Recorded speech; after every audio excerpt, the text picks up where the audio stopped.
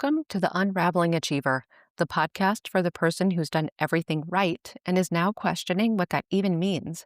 I'm Angela McKay, former SVP of HR turned intuitive career coach and soul reading practitioner. I help accomplished folks like you to stop defaulting to what looks good and start building what feels true. Because you don't have to turn your life upside down. You just need to point your achiever energy toward a soul led career and life you'll love. Every episode, I tune into the energy of what's showing up for my clients and community and share what needs to be heard. No bypassing the mess, just honest guidance for the unraveling that changes everything. Let's get into it.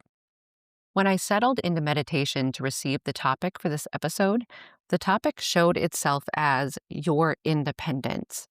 And the more I sat with that, it showed up as your hyper independence. Hyper independence is self-reliance to an unhealthy extent.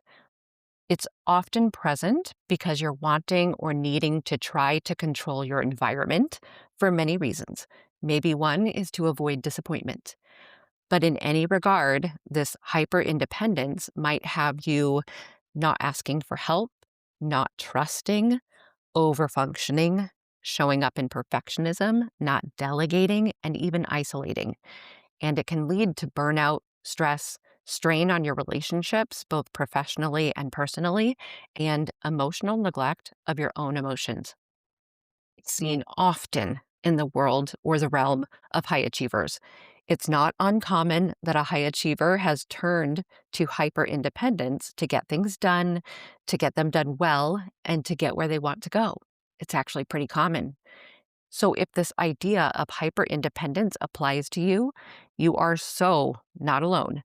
This is quite common, and it's just a matter of being aware of it and addressing it as you can and as you're comfortable. I tuned into this energy of your independence, presenting as hyper independence, to receive messages about what it is, what you can be aware of, and what you can do. I received 3 messages for you. Here's what came through. The first message that came through is that independence itself does not mean doing everything alone. It means doing your part. When independence turns to hyper independence, we start looking at it in the way of doing everything alone. Like, I know how to do this, so I'll just do it. I want to make sure this gets done right, so I'll do it myself. Yes, I could show you how to do this, but that would just take more time. It might not turn out well, so I'll just do it myself. That's doing everything alone in hyper independence. We have to understand the concept that independence means doing your part. And your part is not doing everything. Everybody has a part. And yes, they might not do it the way that you would do it. They might do it differently. And that is going to make you feel like you're losing control because it's not going the way you would have wanted it to go. However, you need to recognize that hyper-independence is the unnatural state. And it's really difficult to function in that state for a long amount of time. Getting used to the fact that everybody has their part, and when they do their part, it won't necessarily look like it would have if you did it. That's the way it's supposed to be. That's the natural way. Trying to take control of it and do it all yourself, that's not the natural way. You will start to feel those negative effects of hyper-independence the longer you function like that. When you overreach into somebody else's space, you are effectively trying to take their independence away from them by not letting them do their part. You need to start to normalize and regulate to the idea that independence means you doing your part and their independence is them doing their part. You do not need to reach over and take their independence from them. Everyone doing their part is the way, and it fits within the healthy realm of independence. The second message that came through is connected to the first message. Independence that is showing up as hyper-independence likely has put you in a place where not only are you trying to do too much, but you might also be leaning into telling everyone else what they should do. You might be trying to control what's around you, and you are taking a lot because you want it to go a certain way. And then you're looking at the people around you and telling them what they should do because you've carved out this mindset of if I can take on all of this, then I expect you to do at least this. And then what happens, even though you have handed them this activity, you are still approaching it with a certain level of expectation of how and when it will be performed.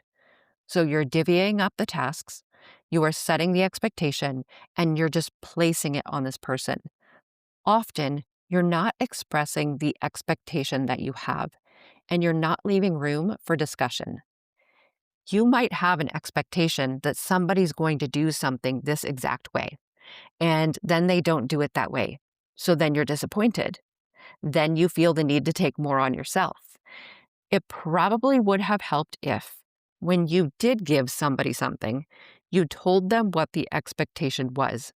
And after telling them what the expectation was, you gave them room to speak back about the expectation. They then have room to say, I don't know about this, but maybe I could do this. Or, I don't know if I could have it done by then. Or, I'd like to approach it this way. That is collaboration. In hyper-independence, collaboration is not happening. A first step to trying to ease up this hyper-independence in this case is when you are giving somebody something to do and you do have an expectation of them and that thing, at least express what it is and allow for collaboration. Allow their voice to come back. Don't just hand something to somebody and assume that they know what your expectation is. Even worse is when you have an expectation of somebody in your head and what it is that you feel that they should do, and they don't do it, and then you get resentful. Even though you never expressed anything to them, you expected them to read your mind. That's not fair. They cannot read your mind. You do need to express your expectations and allow for that collaborative conversation. And I want to reiterate the point that not everyone will function like you do. A high achiever is known for being able to get things done and get them done well. And part of that is a natural skill set. Part of that is learned, good, bad, or indifferent. But not everyone will function like you. We don't all function like each other. We're all quite different. We all bring different skill sets to the table. And there are so many skill sets that are needed to make really great things. You don't want everyone to function like you do. I am sure that if the only people that you were surrounded by were exactly like you, that you ultimately wouldn't enjoy it. We need diversity. So when you find yourself placing expectations on others, you have to understand that not everyone will function like you. Everybody is very different. And as soon as you can learn to embrace the fact that everybody is different and that there is a benefit to that, the easier it will be to start leaning into the idea that everyone doing their part and doing their part in the way that is best suited for them and the collective, the easier you'll be able to ease up on yourself and let go of some of that control. Clients in my soul-led career program go into this idea more deeply. There is so much peace to be found in communicating your expectations and pulling back your tendency to overreach into the space of others. The third message: hyper-independence is not a badge of honor. Unfortunately, when you live in a society that values producing and achieving and hustling and self-sufficiency and independence, it can be really easy to lean into those because you've been encouraged to lean into those. And then when you're in that state of hyper-independence, you just wear it as a badge of honor. Like, look what I can do, look how much I can produce, or how successful I am, or how much I can get done on my own, look how self-sufficient I am. But the conditioning that brought you to that place doesn't make it right or good or healthy. Like I said, the consequences are burnout and stress, relationship strain, and emotional neglect. Those are the byproducts of following that kind of glorification of the hustle. It's more likely that your hyper-independence, rather than being a badge of honor, is a survival or defense mechanism of some kind. If you had to do a lot for yourself growing up, if you learned early on that you had folks around you that couldn't be relied on, or that they relied on you too much, or that they weren't physically present or emotionally present, and the more you then did, the more seen or valued or loved you felt.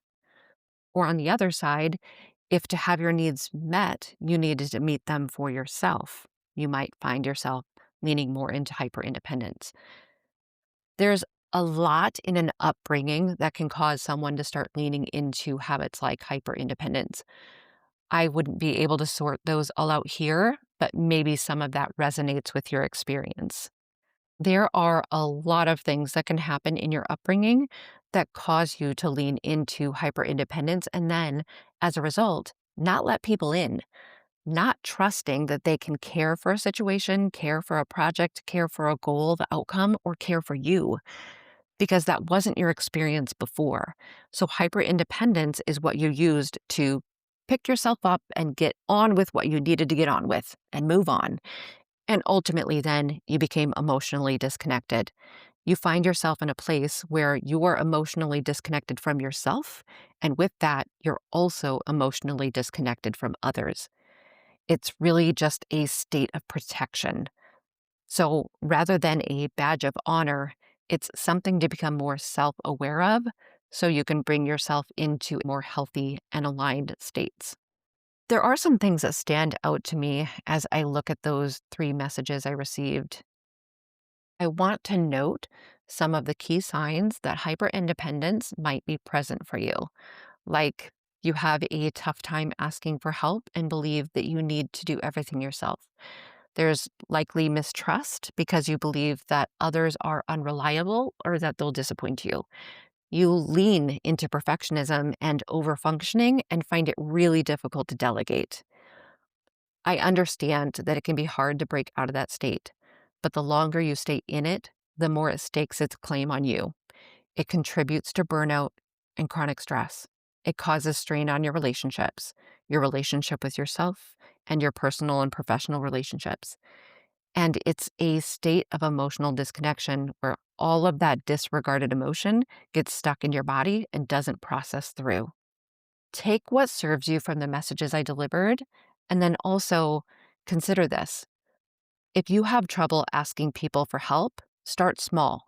Practice by asking for small favors just to build a little bit of trust. You don't have to hand over big things quite yet. Just start with those little things to start building trust. When you do delegate something, express what you're wanting and what you're expecting, and then allow for a collaborative conversation. Let the other person have a voice in how it gets done. And really lean into developing self-awareness of when you find that your self-reliance has turned up a little too high and that your hyper-independence has kicked in. Understand that it has negative effects on your health and well-being, and start asking yourself, what can I do to dial it back down?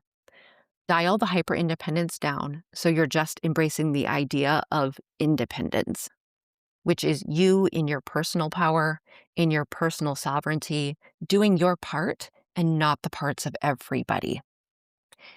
If what you heard today resonated, I'd love to support you in going deeper. One option I have for you is soul reading, a 75-minute one-on-one session where I open your Akashic records, which are like the library of you, and help you reconnect with what your soul already knows about your path, your purpose, and what's next. You can learn more and book at angelamckllc.com/soul-reading. And if this episode landed for you, subscribe or follow so you don't miss what's coming next. New episodes drop every Wednesday. Thanks for being here, and until next time, take care.